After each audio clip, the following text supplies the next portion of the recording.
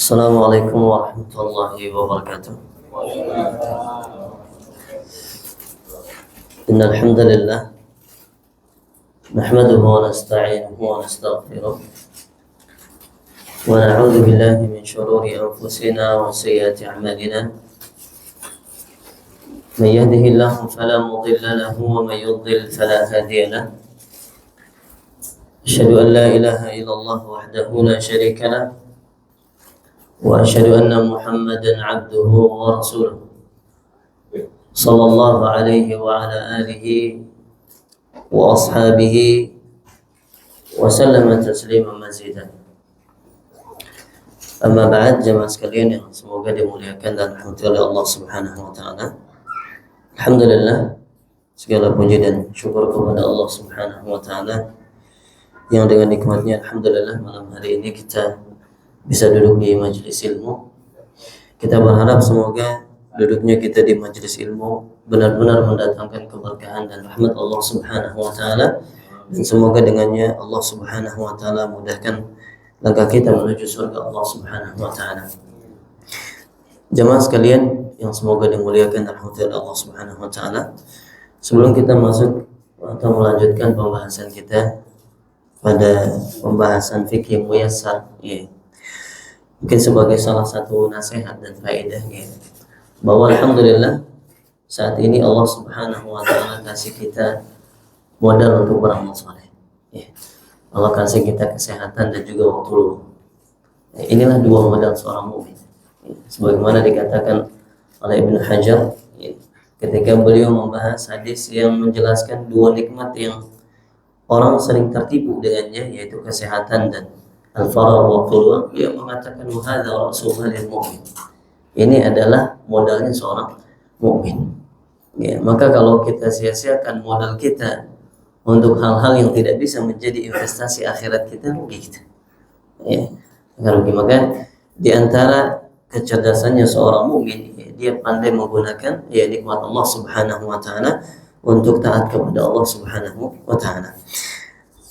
Ikhwah sekalian, jamaah sekalian yang semoga dimuliakan dan dirahmati oleh Allah Subhanahu wa taala. Kita lanjutkan pembahasan kita. Terakhir kita membahas tentang hal-hal yang haram dilakukan saat buang hajat. Ma yuhramu fi'luhu 'ala man arada qada' al-hajah. Hal-hal yang haram dilakukan bagi orang yang hendak buang hajat. Kita sudah bahas beberapa hal pada pertemuan lalu, di antaranya tentang haramnya buang hajat, buang air di air yang menggenang, kemudian di jalan-jalan, di bawah pohon yang rindang, dan beberapa hal juga kita sebutkan tentang larangan buang hajat atau buang air, termasuk di makbarah. Di antara yang kita singgung terakhir adalah kuburannya kaum muslimin. Ini juga sudah kita singgung di pertemuan lalu. Tapi kita akan lanjutkan sekarang permasalahan yang kelima, al-mas'alatul khamisah, permasalahan yang kelima, pada pembahasan tentang qada'ul hajah, buang hajat. Permasalahan kelima adalah ma yukrahu fi'luhu lil mutakhalli. Sekarang berkaitan dengan hal-hal yang hukumnya makruh. Dan tentu makruh ini kan di bawahnya haram. Tetapi bukan berarti ketika dikatakan makruh kemudian seseorang bermudah-mudahan. Sebagaimana seseorang tidak boleh bermudah-mudahan dalam meninggalkan perkara sunnah, seseorang juga tidak boleh bermudah-mudahan dalam melakukan hal-hal yang makruh.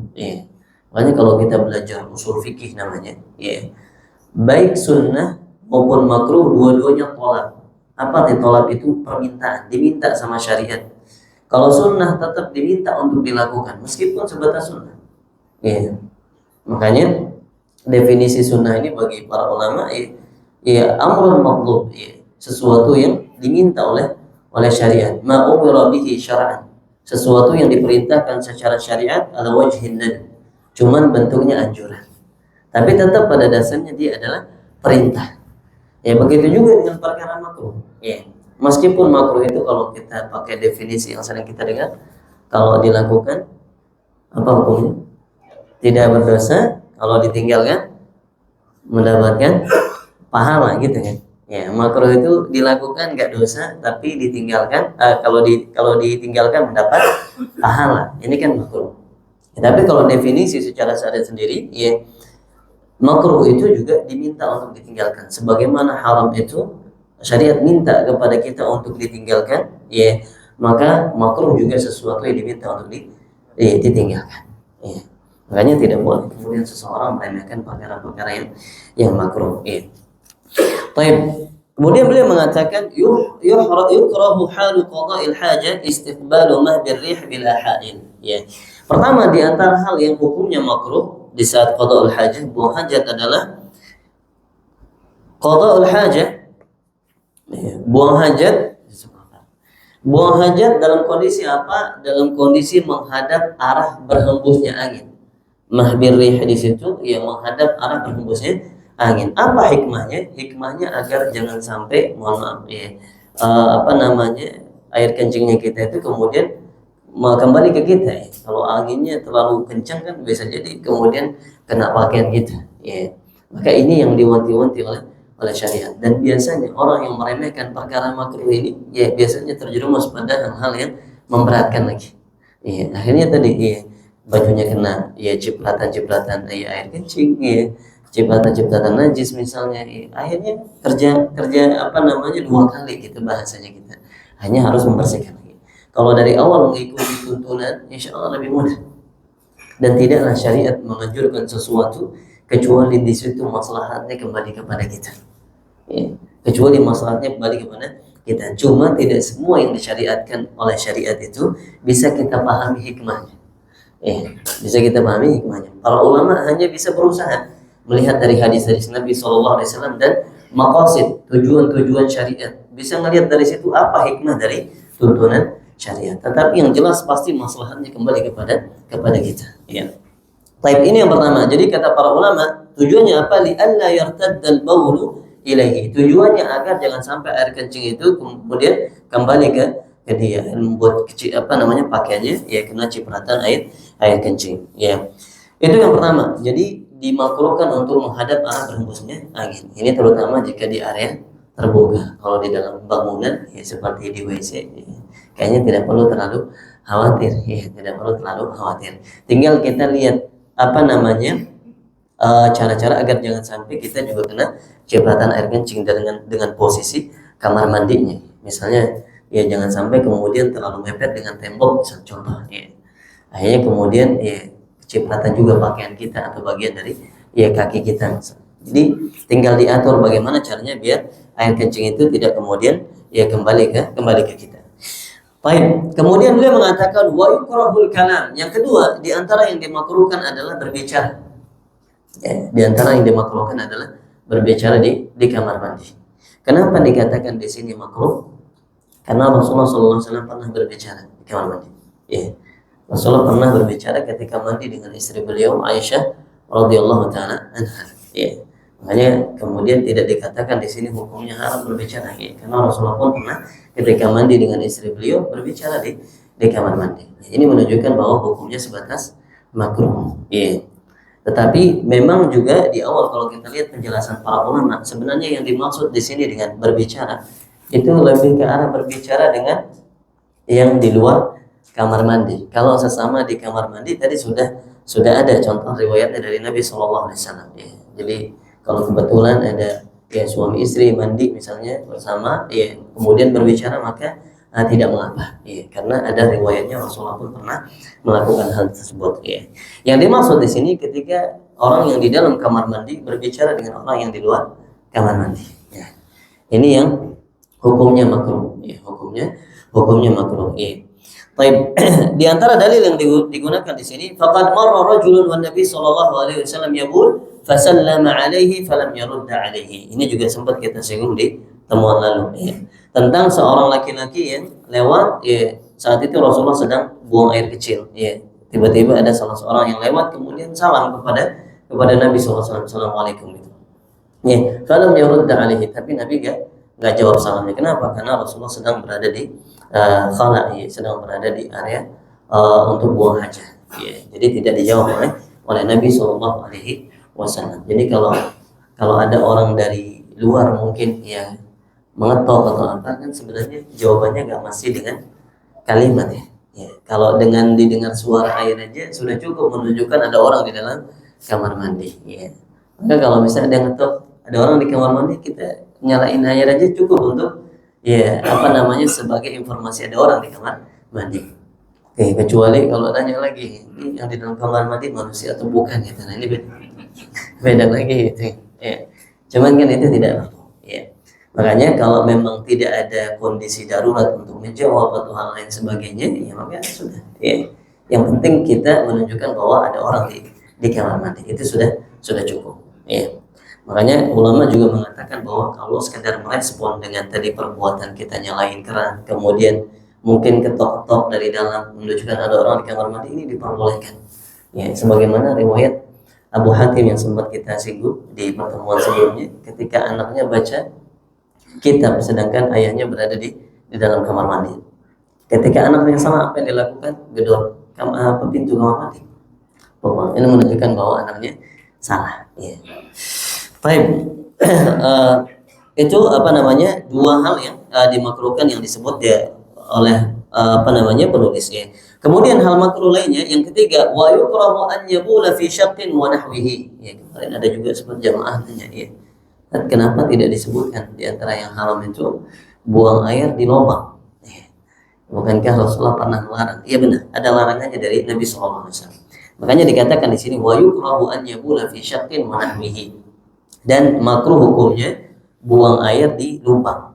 Ya, jadi kalau kita ngelihat tanah ada lubangnya, itu bukan tempat buat ya buang air sebenarnya gitu ya.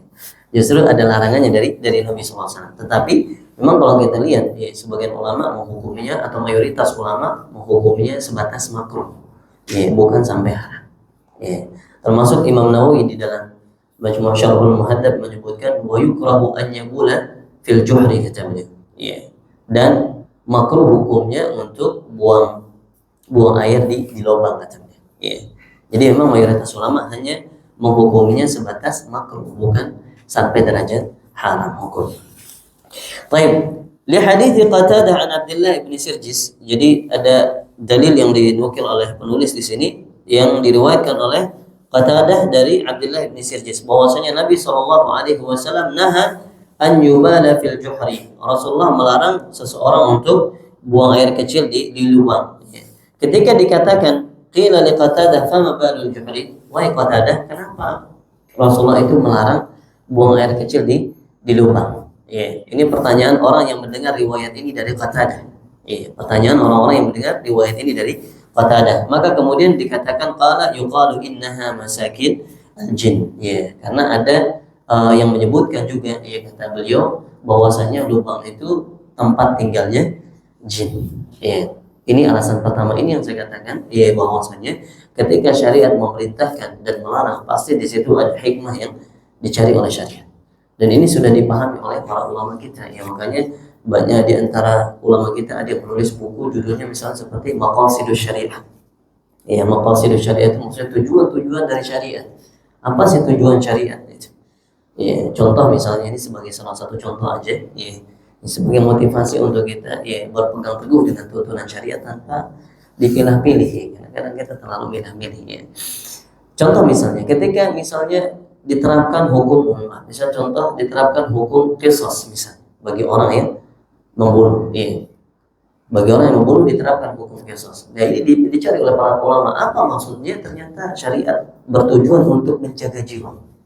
Justru dengan diterapkannya hukum qisas, ya kalau ada orang dibunuh lagi, ini tujuan syariat apa? Menjaga jiwa. Ya padahal kan kalau akhirnya kita lihat kalau ada orang membunuh kemudian dibunuh lagi, ini kan menghilangkan jiwa ya, menghilangkan nyawa ya. Tapi kenapa disebut dengan hifdzun nafs, ya menjaga jiwa? Karena dengan adanya hukum seperti itu orang akan tidak bermudah-mudahan di dalam menghilangkan nyawa orang gitu. Berarti kalau saya bunuh orang, maka saya akan dibunuh. Ya makanya kita lihat ya kayak seperti Arab Saudi misalnya yang menegakkan hukum qisas itu jarang kita temukan kasus pembunuhan. Bukan nggak ada, pasti ada ya. Tetapi tidak sebanyak di negara-negara yang tidak menerapkan hukum qisas ya. Kalau bunuh cuma di penjara 4 tahun, ini nggak sesuai gitu.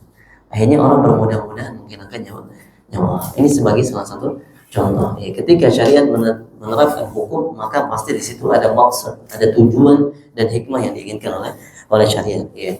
Pertama, alasan yang disebutkan oleh Qatadah di sini kenapa tidak boleh buang air kecil di lubang, karena lubang itu bisa jadi tempat tinggalnya jin, kata beliau. Kemudian wali annahu la yu'man an yakuna fihi hayawanun fayu'dhihi. Alasan kedua, ya hikmah kedua kenapa tidak boleh, karena khawatirnya di lubang tersebut ada hewan ya, yang tinggal di situ. Ya. Kalau hewannya cuma sekedar semut mungkin nggak terlalu berbahaya. Tapi kalau hewannya ular misalnya, ya tiba-tiba keluar kemudian matok, ini kan berbahaya gitu. Ya makanya di sini dikatakan karena tidak bisa dijamin bahwasanya di lubang tersebut tidak ada hewan yang kemudian bisa menyebabkan mudarat bagi orang yang ya buang air di lubang tersebut. Ini yang dijaga oleh syariat. Ya, ini yang dijaga oleh syariat. Maka tidak ada orang yang berusaha mengamalkan tuntunan syariat secara sempurna kecuali insya Allah Allah akan mudahkan urusan, akan mudah. Ya.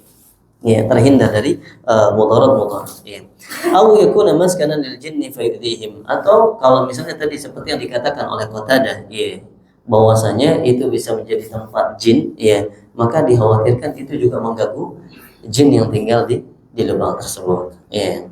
Maka ini tuntunan syariat. Kenapa kita dilarang oleh Nabi SAW untuk buang air kecil di lubang. Baik, kemudian perkara makruh yang keempat, wa yukrahu an yadkhul al-qala'a bi syai'in fihi dzikrullah illa lihajah. Ya, yang keempat, ya dimakruhkan untuk masuk ke kamar mandi membawa sesuatu yang di dalamnya ada zikrullah. Lafaz Allah, lafaz zikir. Ya, ini hukumnya makruh ini. Tapi sebagian ulama benar-benar mewanti-wanti di sini. Meskipun dikatakan oleh sebagian ulama lain seperti beliau penulis di sini makruh, tetapi jangan sampai kemudian seseorang bermudah-mudahan, karena lafaz zikir ini ya kan berat, ya, harusnya dimuliakan bukan direndahkan. Ya. Tapi kenapa sebagian ulama mengatakan yukrah makruh hukumnya? Karena ada hal-hal yang memang tidak bisa ditinggal. Contoh, mungkin ada mata uang seperti mata uangnya Saudi, itu kan ada lafaznya, ya la ilaha illallah, di dalam benderanya itu kan ada la ilaha illallah. Ya. Atau mungkin barangkali ada beberapa mata uang atau barang-barang berharga yang di dalamnya ada lafaz Allah Subhanahu wa taala. Maka ini kalau ditinggal di luar, maka rentan dicuri, hilang gitu. Ya. Kalau cuma sekedar tulisan kertas kita tinggal di luar, insya Allah nggak akan hilang gitu. Ya paling jatuh atau terbang gitu. Tapi kalau misalnya kayak uang yang ada tulisan lafaz Allahnya, ini kan kalau ditinggal di luar sudah kayak bersedekah gitu kan. Ya. Ini kemudian alasan para ulama, makanya dikatakan illa lihajah, kecuali jika memang dibutuhkan untuk dibawa. Ya.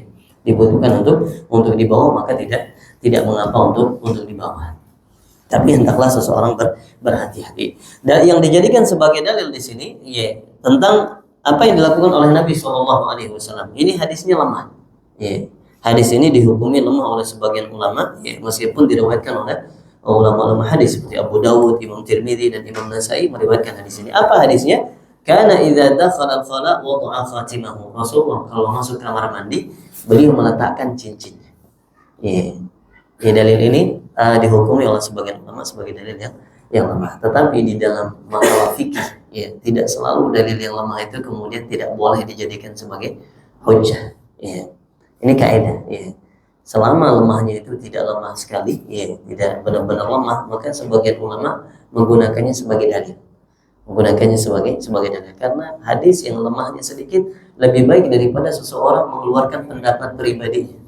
Ya, lebih baik daripada seseorang mengeluarkan pendapat pribadinya. Tetapi ini dalam beberapa masalah yang sifatnya dia cabang, bukan pokok agama. Kalau dalam masalah akidah tentu harus berhati-hati di situ. Ya, tidak boleh menyimpulkan akidah pokok agama dari hadis-hadis yang lemah. Ya. Tapi kalau dalam masalah fikih, kita lihat ulama-ulama fikih, ya, kalau ulama hadisnya tidak terlalu lemah dijadikan sebagai dalil. Contohnya mungkin sebagian kita pernah mendengar dalil la dharara wa la dhirar. Ya, mungkin sebagian kita pernah dengar la dharara wa la dhirar. Ini riwayat Ibnu Majah, hadisnya ini lemah. Ya, rata-rata ulama mengatakan hadis ini lemah. Tapi dijadikan sebagai dalil bahwa kita tidak boleh memberikan mudarat kepada orang lain dan tidak boleh memberikan mudarat pada diri kita sendiri. Ya. Termasuk hadis ini. Ya. Jadi dikatakan di hadis ini bahwa Nabi SAW kalau masuk kamar mandi beliau melepas cincinnya. Kenapa beliau melepas cincin? Karena di dalam cincin beliau ada tulisan, ya, Muhammad Rasulullah. Ya, berarti ada lafaz Allah di situ kan. Ya, ada lafaz Allah Subhanahu wa taala dan Rasulullah lepaskan itu. Ya, ini menunjukkan bahwa ya lafaz-lafaz Allah, zikir kepada Allah ya hendaknya ditinggalkan, tidak dibawa untuk masuk ke kamar mandi illa li hajah, kecuali jika memang ada kebutuhan karena khawatir hilang dan seterusnya. Ya. Baik. Kemudian beliau mengatakan di sini, amma indal hajah wa darurah fala ba'sa. Ini yang beliau sebutkan tadi ya, tentang kecuali kalau ada kebutuhan, ada kondisi darurat maka boleh dibawa. Seperti harta berharga ya, yang ada tulisan lafaz Allahnya memang harus dibawa, darurat untuk dibawa karena kalau ditinggalkan bisa hilang. Baik. Ya, beliau mengatakan kal hajah ila dukhul bil awraq an-naqdiyah, seperti kebutuhan untuk masuk membawa kertas-kertas uang kertas yang ada tulisan lafaz jalalahnya tadi yang kita singgung. Mungkin beberapa negara ada ya, seperti Arab Saudi ya. Ya barangkali jemaah juga lebih tahu tentang negara-negara yang lain yang mungkin barangkali di uang kertasnya ada tulisan lafaz jalalah. Baik. Kemudian fa innahu in tarakaha kharijan kanat 'ardatun lis-sariqati aw nisyan. Karena kalau ditinggalkan, kata beliau, ditinggalkan di luar uang kertas yang ada tulisan lafaz jalalahnya ini, maka ini rentan untuk sariqah, dicuri, dan an-nisyan, dilupakan, akhirnya hilang ya. Dan syariat ya di antara maqasidnya kan menjaga harta ya. Makanya kenapa diharamkan mencuri, bahkan syariat tetapkan potong tangan untuk orang yang mencuri, karena tujuan syariat itu salah satunya menjaga harta ya, tujuannya menjaga harta. Baik. Kemudian beliau mengatakan amal mushaf fa innahu yuhramu ad-dukhulu bihi sawa'an kana zahiran aw khafiyan. Nah, ini beliau klasifikasikan ya. Kata beliau adapun mushaf maksudnya di sini adalah Al-Qur'an. Adapun Al-Qur'an maka hukumnya haram. Ya, jadi berbeda cuma sekedar lafaz zikir, ya lafaz Allah saja, kemudian juga misalnya kalimat Allahu Akbar, ya, yang ringan-ringan lafaz zikir, intinya dengan Al-Qur'an mushaf satu Al-Qur'an. Berbeda hukumnya. Ya, kalau para ulama mengatakan kalau Quran jelas hukumnya haram. Ya, dan rata-rata ulama kita dapati mengatakan demikian. Paling mereka berbedanya bagaimana jika kondisinya darurat. Ya, hanya di situ aja nanti detailnya, ada yang memberikan rukhsah, ada yang ya memerintahkan untuk cari solusi yang lain ketika kondisi darurat. Tapi dalam kondisi secara umum hukumnya haram kalau bawa mushaf. Ya. Maka kita harus hati-hati jangan sampai bawa Al-Qur'an ke kamar mandi. Beliau mengatakan sawa'un kana zahiran aw khafiyan, entah itu terlihat atau tersembunyi. Apa maksudnya terlihat atau tersembunyi? Entah kita pegang langsung dengan tangan atau misalnya kita bawa tas, Qur'annya di dalam tas, sama hukumnya. Termasuk juga mohon maaf kalau kita bawa handphone kemudian kita buka aplikasi Quran. Yang mungkin di handphone kita nih alhamdulillah udah ada aplikasi Quran misalnya. Maka kalau cuma sekedar bawa handphonenya doang, nggak masalah bawa kamar mandi. Tetapi yang bermasalah itu ketika kita buka aplikasi Quran, kemudian masuk kamar mandi. Ya, karena para ulama mengatakan kalau sudah buka aplikasi Quran, maka kita sedang pegang Al-Quran, itu mushaf. Ya. Maka kita harus berhati-hati. Ya. Baik, li'annahu kalamullahi wa huwa asyraful kalam. Kenapa alasannya? Kenapa haram kalau Al-Qur'an? Karena Al-Qur'an itu adalah firman Allah dan itu sebaik-baik ucapan. Wa dukhulul khalaqu bihi fihi naw'un minal ihana. Dan membawa masuk Al-Qur'an ada unsur kita merendahkan kalam Allah, firman Allah SWT. Padahal kalam Allah adalah ya kalimat yang paling sempurna, ya paling baik, ya. Maka tidak boleh dibawa ke dalam kamar mandi. Ya. Baik, jemaah sekalian yang semoga dimuliakan dan dirahmati oleh Allah Subhanahu wa taala, itu beberapa hal yang disebutkan tentang perkara-perkara yang makruh. Kecuali poin terakhir tadi harusnya dimasukkannya di pembahasan masalah yang sebelumnya. Tetapi kenapa disinggung di sini? Biar kita bisa membedakan antara barang yang ada lafaz zikirnya dengan Al-Qur'an. Ya, hukumnya dua hal yang berbeda. Kalau barang yang ada lafaz zikirnya, ya rata-rata ulama mengatakan hukumnya makruh, sedangkan kalau mushaf maka ini rata-rata mengatakan hukumnya haram. Ya, hukumnya haram, tidak boleh. Baik, itu tentang hal yang makruh. Ada 5 poin kurang lebih yang kita sebutkan, ya, tentang perkara-perkara yang makruh. Baik, sekarang kita masuk ke bab yang berikutnya. Kita masuk ke bab tentang fisiwaki wa sunanil fitrah. Untuk tanya jawabnya nanti seperti biasa setelah azan insyaallah. Ya. InsyaAllah setelah bab yang keempat ini kita akan masuk ke pembahasan tentang wudhu. Ya, InsyaAllah. Pembahasan yang keempat atau bab yang keempat, pembahasan tentang siwak dan sunanul fitrah. Sunanul fitrah itu maksudnya, sunan itu jamak dari sunnah. Asal katanya dalam bahasa Arab itu sunnah. Sunnah itu artinya thariqah, cara atau kebiasaan. Jalan, cara, kebiasaan itu sunnah. Jadi kalau dikatakan sunanul fitrah, ya berarti artinya adalah kebiasaan-kebiasaan yang sesuai dengan fitrah. Ya. Fitrah itu apa? Fitrah itu kondisi awal ya kita diciptakan oleh Allah SWT. Itu fitrah.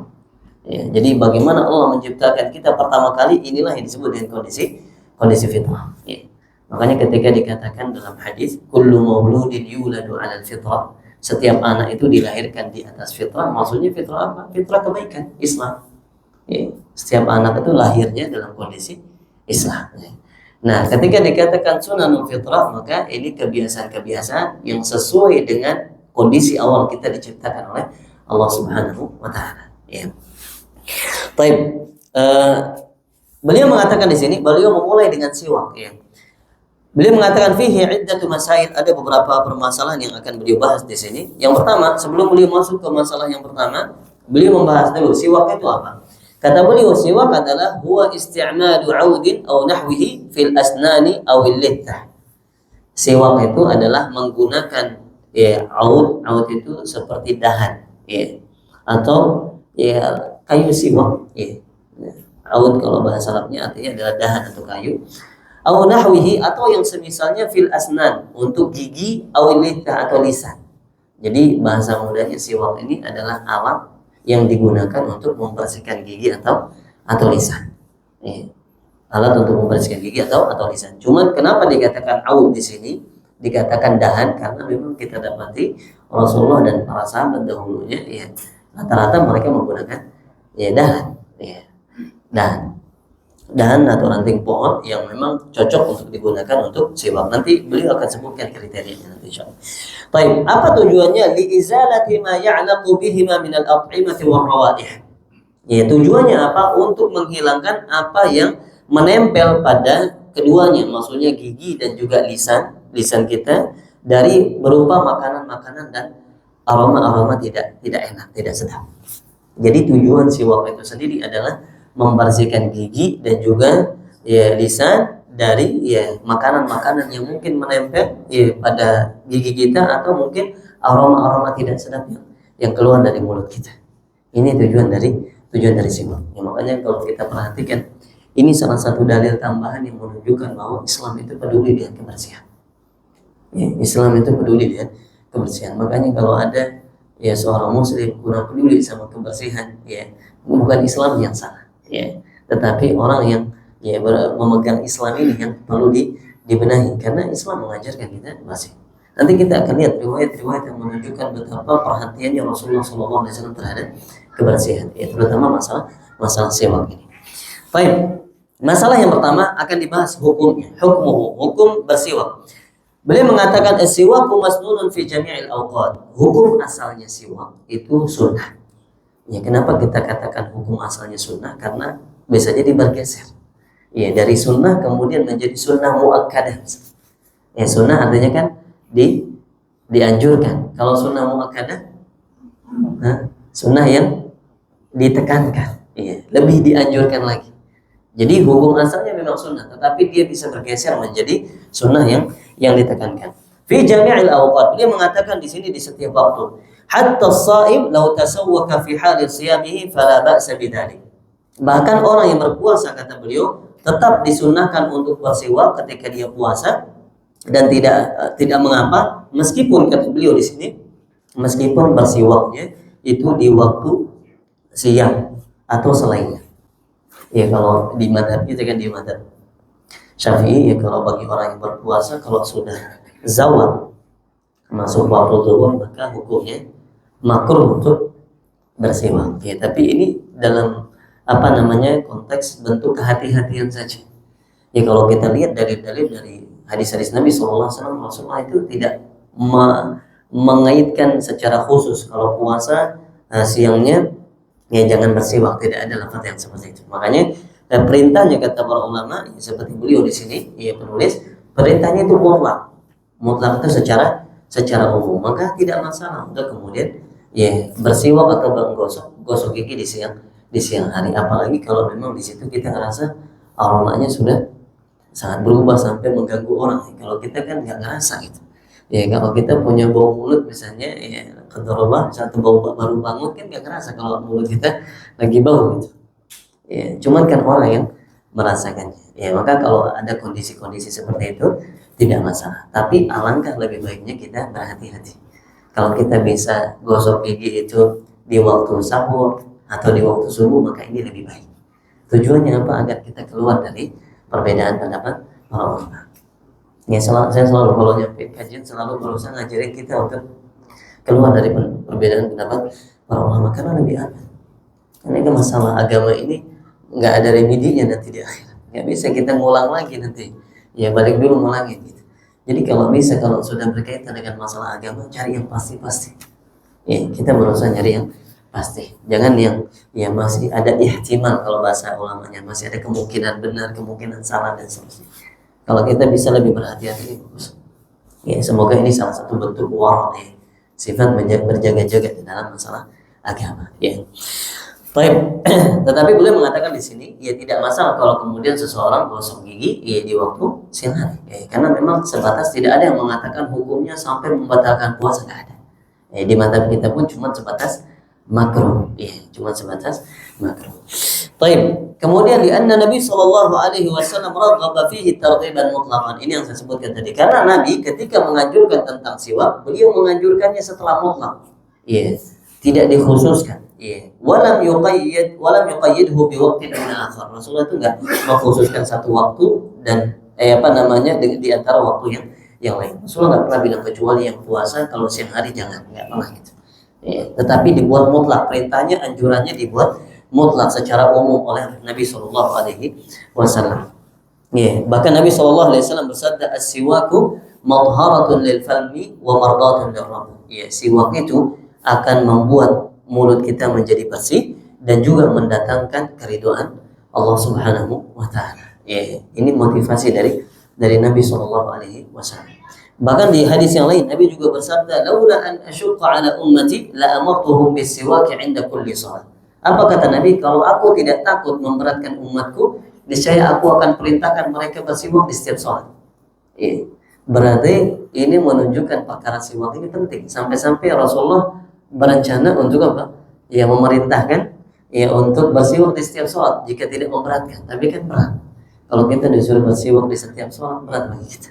Ya, akan kesulitan. Maka Rasulullah ya kemudian tidak sampai memerintahkan wajib untuk bersiwak sebelum sholat, tetapi hanya sekedar anjuran sifatnya, sunnah saja. Ya karena khawatir memberatkan kita. Ya.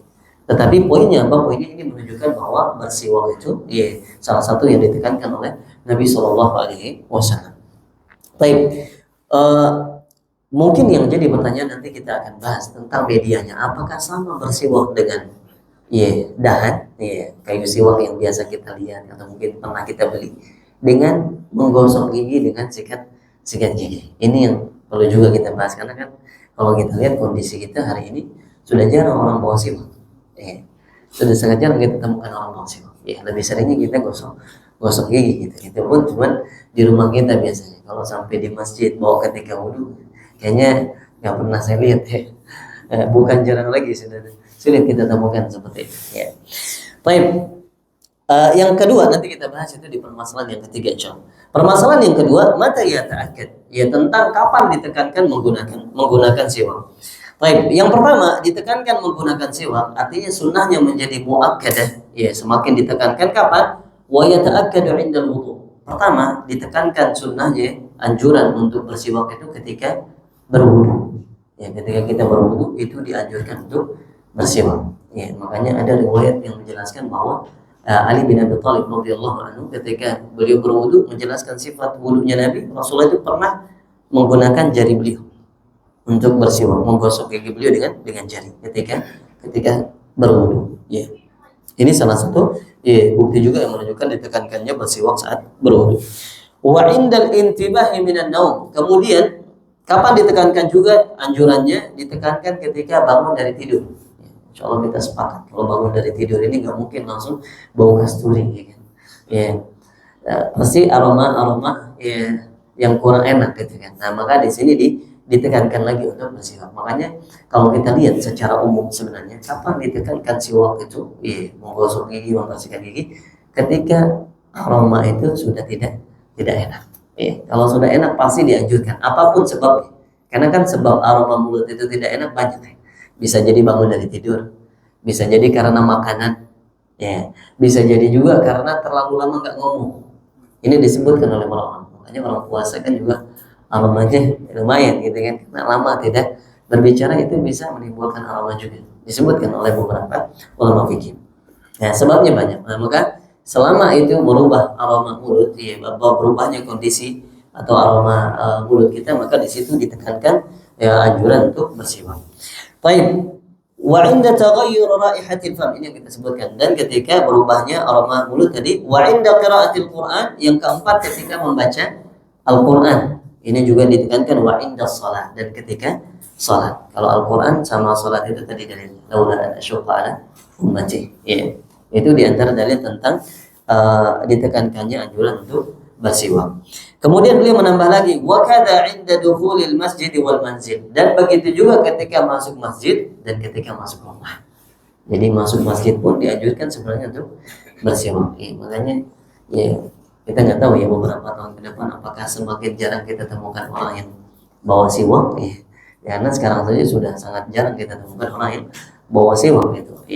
Terlepas dari banyak sebab, mungkin ya ada orang yang mungkin kurang nyaman ya mungkin ya, karena terbiasanya menggunakan sikat gigi, mungkin kurang nyaman menggunakan siwak. Tetapi ini bagian dari sunnah, ya, yang semoga sunnah ini masih tetap bisa dihidupkan oleh kaum muslimin. Ya. Baik, begitu juga dengan masuk rumah. Ya. Makanya Aisyah ketika ditanya tentang hal pertama kali yang dilakukan oleh Nabi SAW ketika masuk rumah, apa kata beliau? Beliau memulainya dengan siwak. Ya. Ya, sebagian ulama menjelaskan kenapa, karena Rasulullah itu ya biasanya kalau masuk rumah cium istrinya, ya, cium istrinya, dan beliau senang ketika ya beliau menunjukkan kasih sayang pada istri beliau itu dalam kondisi terbaik, ya, perhatian terhadap kebersihan, tidak menimbulkan aroma yang mengganggu, ya. Dan betapa banyak di antara kita hari ini ya tidak terlalu ya perhatian masalah seperti ini, tetapi Rasulullah mengajarkan kita. Ini yang diajarkan oleh Rasulullah Shallallahu Alaihi Wasallam. Baik, wa yata'akkadu kadzalika 'inda tuli as-sukun, dan juga dianjurkan ketika lama diam. Ini yang kita sebutkan tadi, karena lama diam itu juga menimbulkan aroma yang kurang enak dari mulut kita. Wa safratul asnan, dan ketika gigi menjadi kuning, ini juga dianjurkan untuk bersiwak. Maka ketika warnanya sudah berubah, karena khawatirnya ini juga akan menimbulkan aroma, ya kan, menimbulkan aroma yang tidak sedap dari mulut kita. Ya. Baik, lil ahadits sabiqah, dalilnya adalah hadis-hadis yang sebelumnya kita beli. Insyaallah kita lanjut setelah azan insyaallah. Belum? Berapa menit lagi? Oh, baik, kita lanjut lagi. Baik. Wa kana Rasulullah sallallahu alaihi wasallam idza qama min al-laili yashushu fahu bis-siwak. Rasulullah itu ketika bangun malam, yang pertama kali beliau lakukan juga adalah menggosok gigi. Masyaallah. Ya, bahkan menjelang Rasulullah meninggal pun, ya, sebelum beliau meninggal, beliau minta siwak untuk bersiwak. Maksudnya Rasulullah punya perhatian khusus masalah kebersihan mulut. Ya, maka tidak layak bagi kita seorang muslim, ya, sebagai umat Nabi Muhammad kemudian ya tidak perhatian terhadap hal seperti ini. Apalagi kalau kemudian kita dapati ya sebagian orang berhari-hari tidak gosok gigi, ya, hanya karena malas, bukan karena nggak punya medianya gitu. Kalau orang nggak punya, mungkin keterbatasan mungkin masih bisa untuk diberikan uzur gitu ya. Tapi kalau hanya sekedar malas, maka ini memprihatinkan, ya. Karena Rasulullah termasuk orang yang sangat peduli perhatian terhadap masalah siwak ini. Ya. Baik. Kemudian beliau mengatakan wal muslimu ma'murun 'inda al-ibadati wa taqarrubi ila Allah an yakuna 'ala ahsani halin min an-nadhafati wa taharah. Kata beliau, ini beliau penuntukan yang bagus. Kata beliau, seorang muslim itu diperintahkan ketika ibadah dan mendekatkan diri kepada Allah agar dalam kondisi terbaik. Ya. Dalam kondisi terbaik, bukan hanya bajunya yang bagus, tetapi kondisi terbaik. Tidak menimbulkan aroma-aroma yang tidak baik dari pakaian, tidak bau ketek, tidak bau mulut dan seterusnya. Ini yang diharapkan kita. Ya. Harusnya seperti itu seorang mukmin. Ya.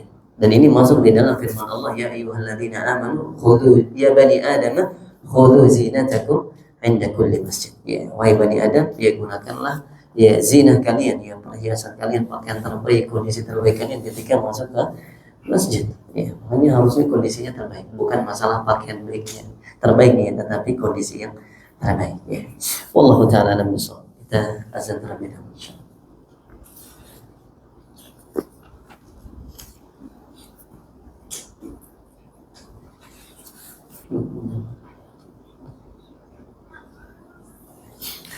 Sebelum kita masuk ke sesi tanya jawab, sedikit aja insyaallah sebagai kesimpulan dari apa yang tadi kita singgung tentang apakah sama antara menggosok gigi dengan sikat gigi dengan siwak. Ya. Kalau kita ingin melihat apakah bisa disamakan, kita lihat dulu siwak ini secara bahasa maksudnya apa, gitu, bahasa Arab. Kalau kita lihat apa yang dipaparkan oleh ulama bahasa Arab, ya siwak itu dari kata saka yasuku, artinya menggosok.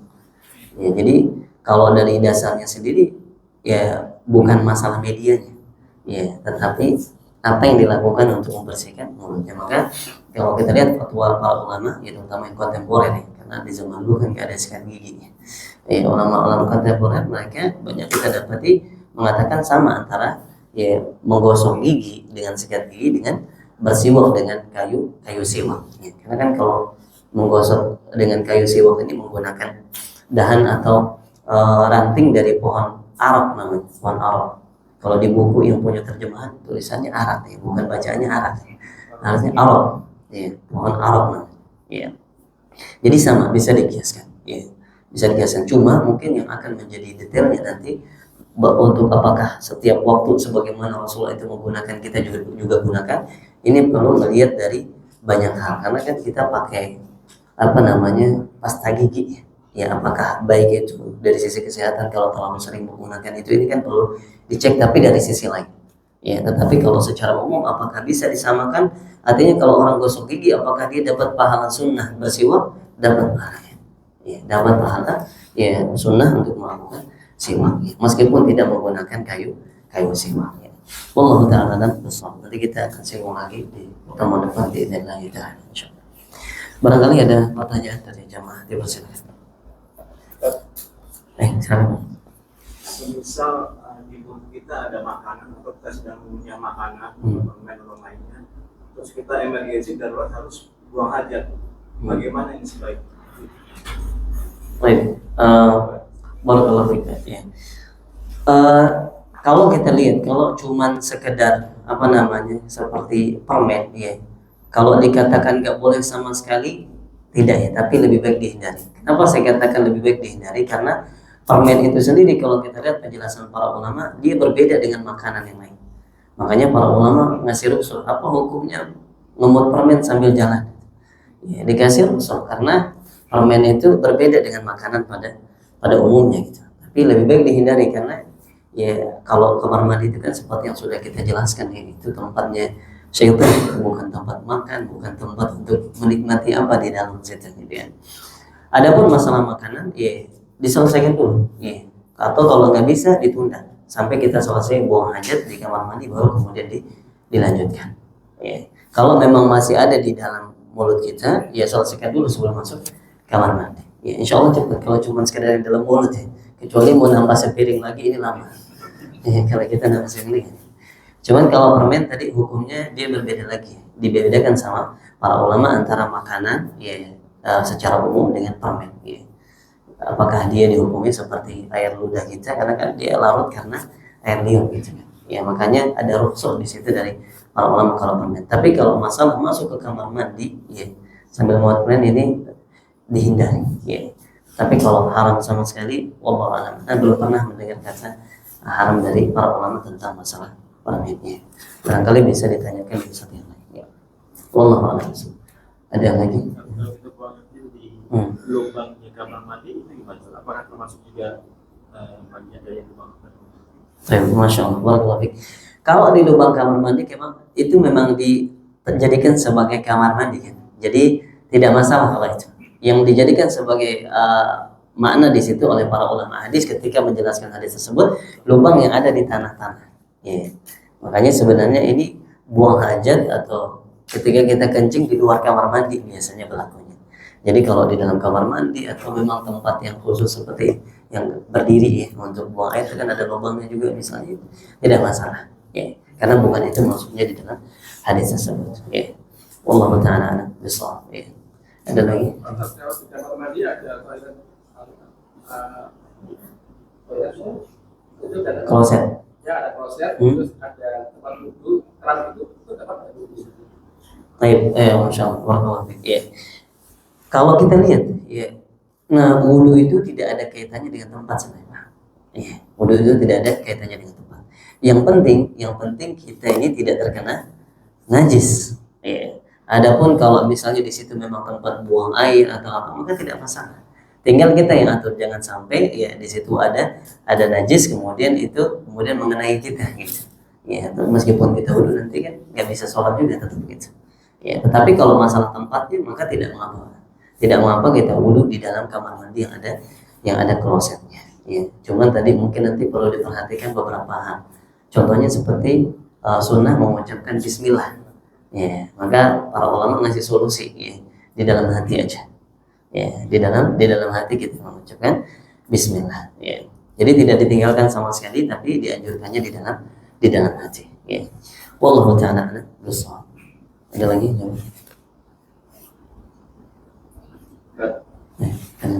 Di toilet sambil main HP Baik, masya Allah. Ya, ini salah satu menjadi fenomena, apalagi anak muda ini zaman sekarang nih, kayaknya terlalu bosan kalau cuma di kamar mandi gak ada kerjaan ya. Maka ini jelas menyelisih sunnah yang diajarkan oleh Rasulullah SAW. Ya, harusnya seseorang nggak betah di kamar mandi. Ya. Dan kan kalau ini kita anggap aja, Pak, orang kamar mandi bawa handphone, nggak mungkin dengar kajian, ya.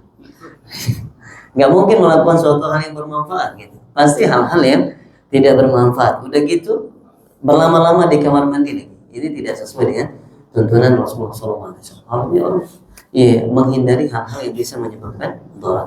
Bahkan khawatirnya justru dengan membawa handphone kamar mandi ini menjadi sebab seseorang bermaksiat. Ya, khawatirnya seperti itu akhirnya.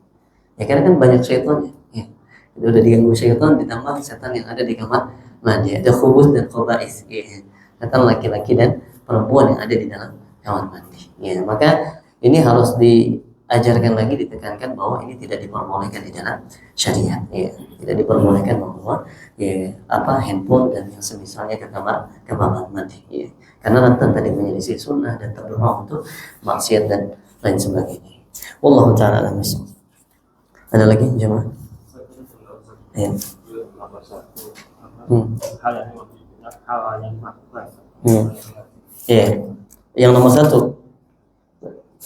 nomor satu tentang hal yang sebelum berbicara itu buang hajat atau pipis menghadap arah berhembusnya angin. Ya. Menghadap Arah berhembusnya angin.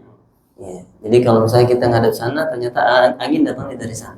Karena dikhawatirkan angin ini kemudian membuat kita kecipratan air kencing tadi. Ya. Maka ini langkah syariat untuk menjaga agar kita tidak terkontaminasi oleh najis. Ya. Baik, ada lagi jemaah? Cukup? Baik.